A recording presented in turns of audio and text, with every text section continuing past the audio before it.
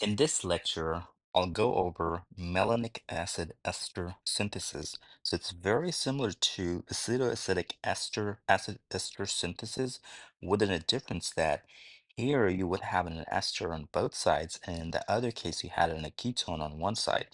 So regardless, you still have in this particular case as well with a two protons that are sharing the alpha position between those two carbonyls as a result of making these protons fairly acidic enough within a pKa of anywhere between 11 to 13.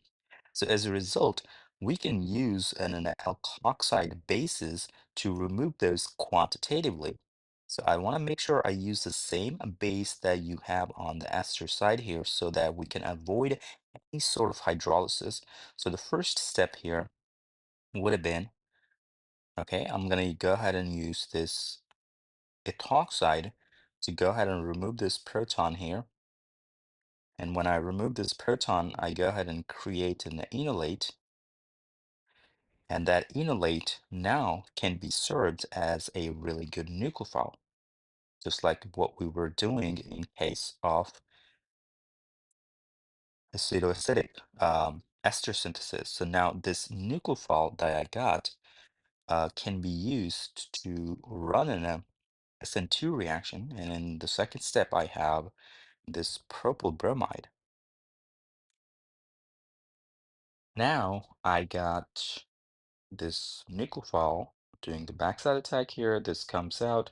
So you don't necessarily have to draw the mechanism or the steps every single time, but just understand those because it just helps the understanding a lot better in that particular case.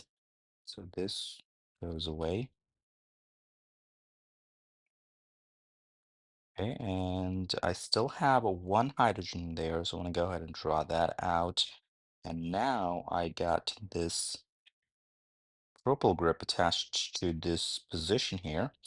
And now in the next, I could very well stop here, run the decarboxylation and whatnot, but let's suppose I want to go ahead and remove the second proton as well. So when I'm removing the second proton, I'm again using the ethoxide here as my base. So that would have been your third step. So I'll use NaOCH2CH3.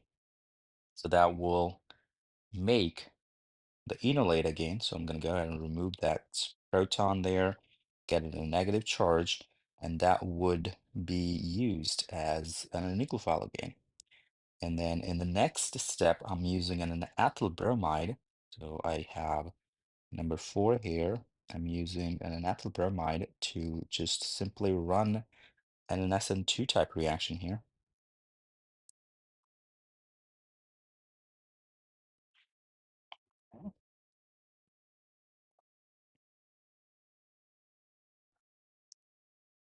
And I have, just going to draw it up there. This goes away. And let me make this a little bit longer here. Tilt it to the upside. Now I got an ethyl group attached. Now I don't really have any more hydrogens on there, so we're gonna be stopping right there and running in a hydrolysis and decarboxylation. So for the hydrolysis, we can just go ahead and use H3O under acidic conditions with heat, and that would convert both of those esters that we have into the acid. So both of those would be gone into the acid here. And then your side product here would be 2 moles of ethanol here that you don't have to worry too much about. Now, just like in acetoacetic, you have these two carbonyls with an ester here. I can lose one of them. I'm not going to be losing both of them. I can lose one of them.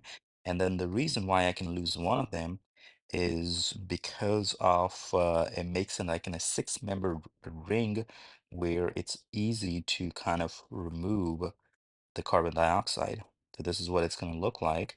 And I can be like, okay, we have this kind of going in there. This bond is coming back to make the carbon dioxide, and this bond kind of going in there to make the enol kind of molecule in the beginning. And then that eventually goes back to the keto form. So I lose carbon dioxide, just like in a decarboxylation. You don't have to have a separate step for that. That would happen right after the hydrolysis. So that's something that you want to keep in mind.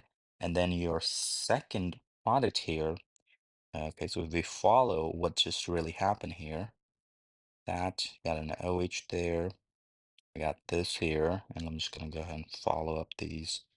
I got 3 carbon chain here that was attached to this. And I got a 2 carbon chain that was also attached to this.